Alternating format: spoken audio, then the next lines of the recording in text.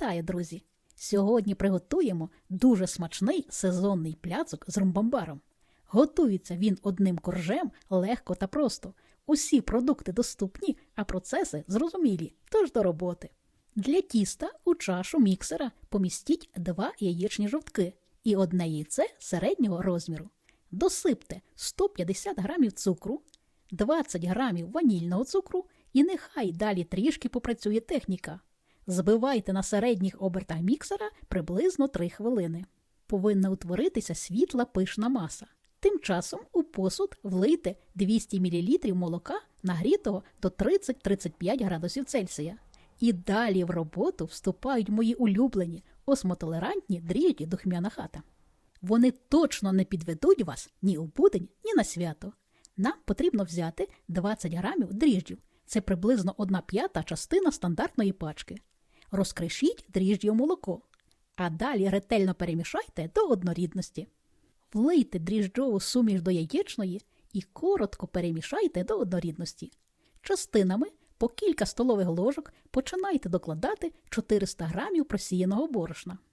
Після того, як вмішаєте приблизно половину борошна, поміняйте насадки з вінчиків на гаки і продовжуйте заміс тіста. Замішуйте усе разом приблизно 5 хвилин.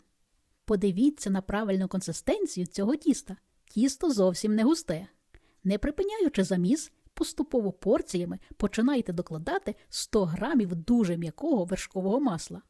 Вимішуйте на низьких обертах міксера ще приблизно 5 хвилин. А потім залишіть за кімнатної температури на 1 годину. Випікати пляцок ми будемо у формі розміром 18 на 28 см. Застеліть дно і бортики форми пергаментом. Висота бортиків форми повинна бути не нижче 6 см. Перекладіть тісто у форму.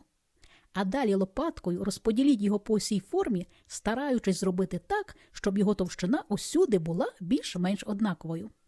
Для сирної начинки сполучіть 200 грамів кисломолочного сиру, 60 грамів цукру, 50 грамів сметани та 10 грамів кукурудзяного крохмалю. Занурювальним блендером подрібніть усе до однорідної пастоподібної маси. Додайте 2 яєчні білки та ще раз гарненько усе подрібніть. 350 грамів румбамбару наріжте невеликими шматочками. Знімати шкірку з нього не потрібно. Досипте 60 грамів цукру та 1 пачку порошку киселю зі смаком яблука вагою 40 грамів. Замість киселю можна дати стільки ж кукурудзяного крохмалю. На тісто кубками у хаотичному порядку викладіть сирну масу. На неї рівномірно розкладіть підготовлений румбамбар. Злегка втисніть румбамбар у сирну масу. Зверху посипте залишками цукру з порошком киселю.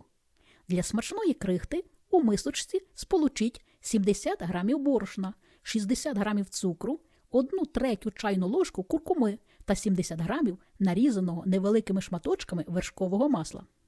Швидко розітріть усе пальцями до крупної крихти. А далі рівномірно посипте цю крихту зверху на румбамбар.